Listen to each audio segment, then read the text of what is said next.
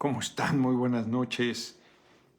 GF Norona Oficial en YouTube, Fernández Norona en Facebook. Una disculpa por entrar 11 minutos tarde, pero estaba atendiendo un tema. Vamos a hacer una videocharla muy breve. Yo les comenté que no iba a hacer videocharlas. En estos días es veda electoral muy delicado porque cualquier cosa que digas, ahora sí que puede ser usada en tu contra. Han visto al cabeza hueca de Fox violando la ley electoral, le vale madre, porque como él ya vio a Berta Xóchitl Gálvez Ruín, le aplicaron 21,000 pesos de multa por usar el logotipo del INE, que es gravísimo, 21,000 pesos de multa. No. El Tribunal Electoral del Poder Judicial de la Federación. Entonces, a decir, van a multar con 21,000 pesos por estar. Es un delincuente electoral, hizo el fraude del 2006, era presidente, era otra condición. Y para imponer a Felipe del Sagrado Corazón de Jesús Calderón Hinojosa. Entonces está él, Claudio Xóchitl, llamando a votar por su candidata ilegalmente, se presentarán las denuncias correspondientes, pero no ese es el tema que quiero comentar con ustedes y por qué entré, porque se podía aguantar. Presentamos las denuncias y ya es un mal menor, delicado, lo del hackeo a la cuenta del general secretario de la Defensa, Luis Crescencio Sandoval. Esa era su cuenta. Y me parece, yo no había visto los mensajes. Los mensajes son muy delicados.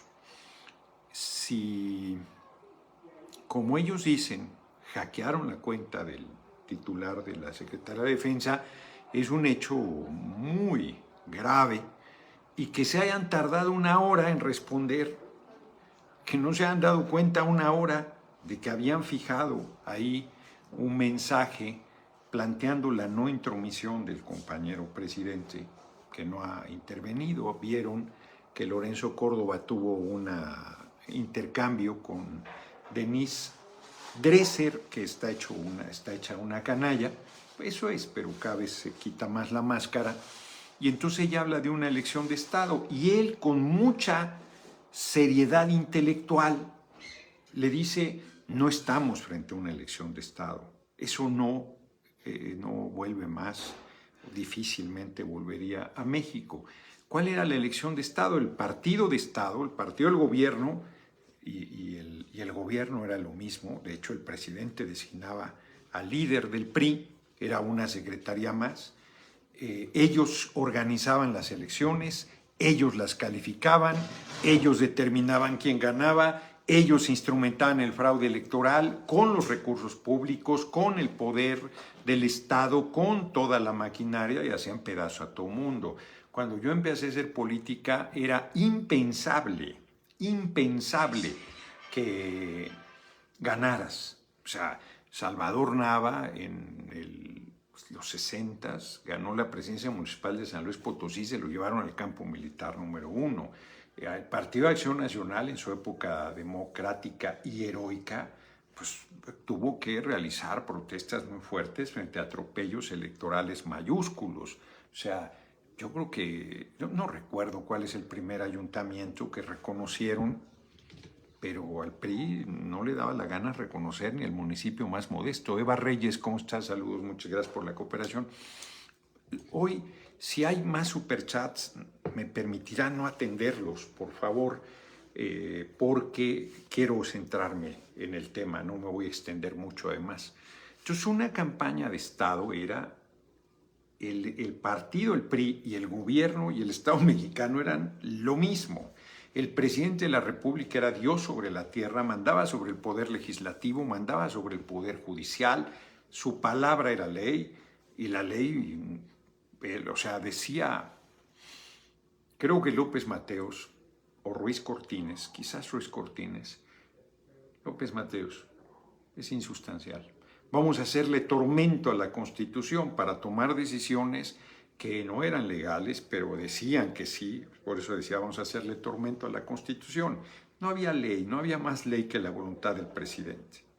Y sabía todo el mundo que el candidato a la presidencia del PRI iba a ser el próximo presidente de la República. Punto. Esa era la elección de Estado, era una simulación de elección. Decía Vargas Llosa que era la dictadura perfecta. Cada 6 años el presidente era dictador en los hechos, o sea, su voluntad se hacía. Había otras maneras de presión y de equilibrios, pero el presidente era el que determinaba absolutamente todo.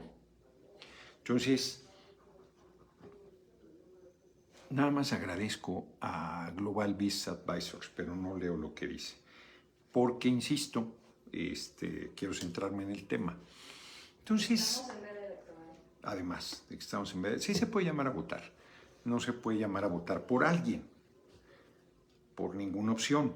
Esa es una violación a la veda electoral, un delito electoral en realidad. Bueno, entonces le dice, Lorenzo Córdoba no dijo todo esto, pero sí le dijo, no es una elección de Estado.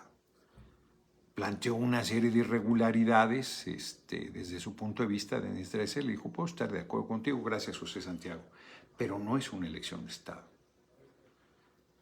No hay una elección de Estado. Y la supuesta intromisión del compañero presidente pues, no es tal.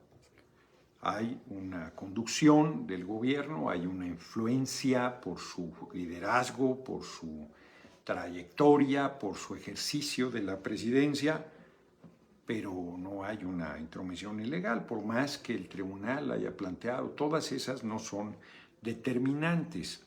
Pero lo que dice el hackeo a la cuenta del secretario de la Defensa es delicadísimo, delicadísimo.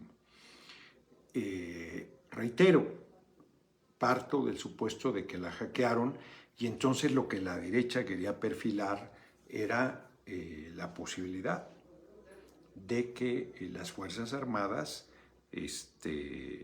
intervinieran de manera ilegal en el proceso postelectoral. No voy a decir más que eso. No voy a decir más que eso. Reitero, hackeo o no, lo que decía ese texto es muy delicado. Gracias Benjamino, que el ejército haya salido a decir eso no, lo planteó el secretario de la Defensa, un hackeo de la cuenta, nos deslindamos de lo que ahí plantea. Es positivo, pero ahí está una alarma encendida. ¿Cómo evitas que un sector de las Fuerzas Armadas que vienen de la Revolución, pero que son demasiados años, van a cumplirse más de 100, no van a cumplirse, son más de 100 años, 114 años de ese proceso. En 114 años una institución se modifica y dentro de las Fuerzas Armadas, como cualquier institución, están, así como en la sociedad, están las diferentes posiciones, que si quieres hacerlo de manera más esquemática, como lo ha planteado el compañero presidente, hay liberales y conservadores, aún dentro de las Fuerzas Armadas. Y los conservadores pues coinciden con el sector conservador, política y electoralmente, y con las tentaciones autoritarias. ¿Cómo derrotas eso? De igual manera que se derrotó el fraude electoral en 2018, con la participación popular, con una avasalladora participación y con un triunfo indiscutible de quien gane. Indiscutible. Una ventaja avasalladora de quien gane. Eso pone quieto cualquier tentación autoritaria de cualquier institución o de quien sea, interno o externo. Por eso yo insisto que no hay nada más poderoso que el pueblo. Y por eso insisto que en México manda el pueblo de México y nadie más. Y debemos tener conciencia de eso y por eso todo el mundo debe ir a votar. Ejercer libremente su voto por la opción que considere más cercana a su corazón y a su visión de lo que debe ser el país. Cada quien tenemos la nuestra y así lo manifestaremos con nuestro voto.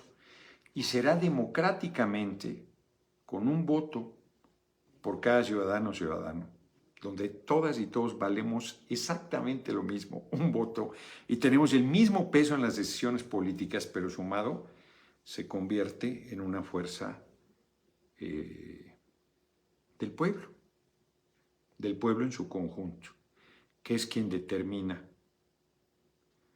Lo determinó en 2018 y lo determinará en 2024 y en las décadas por venir.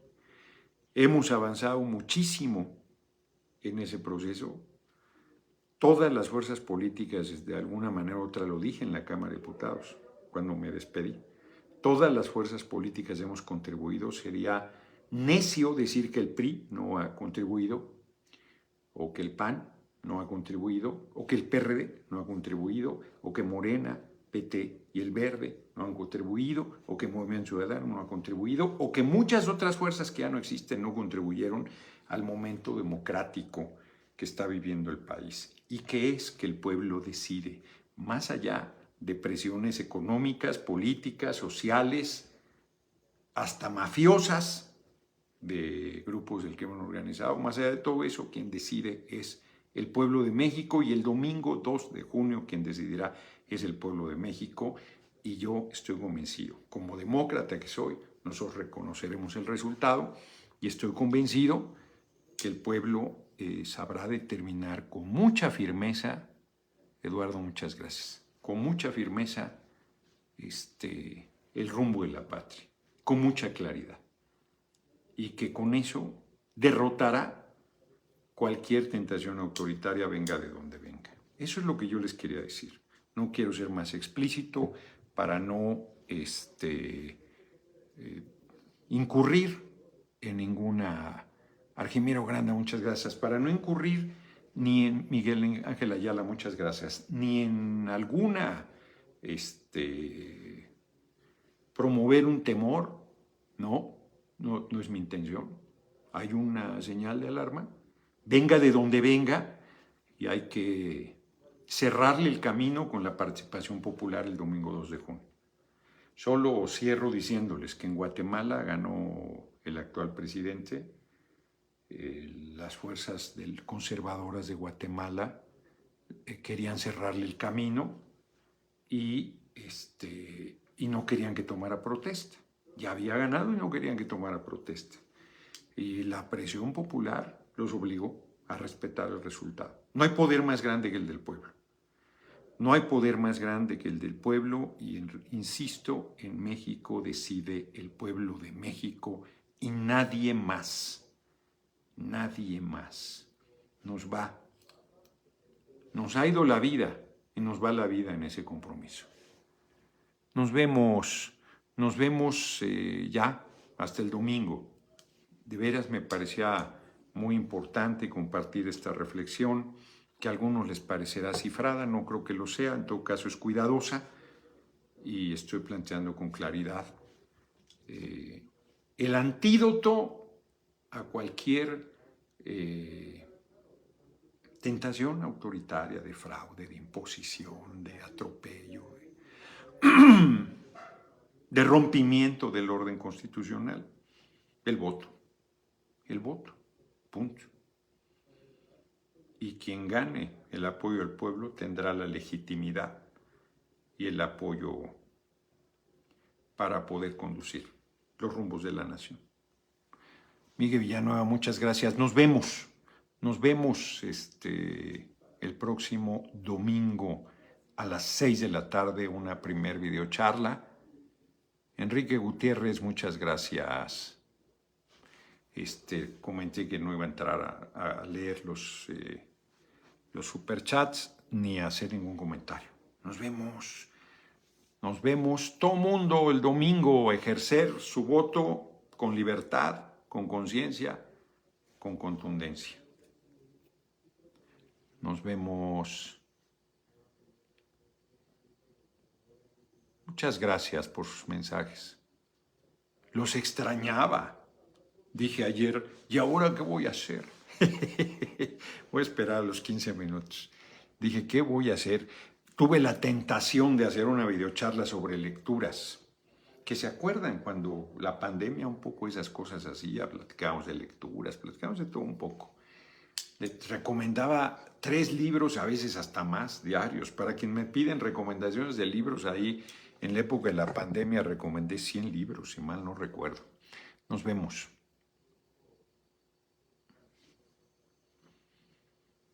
Ni siquiera vale la pena compartir.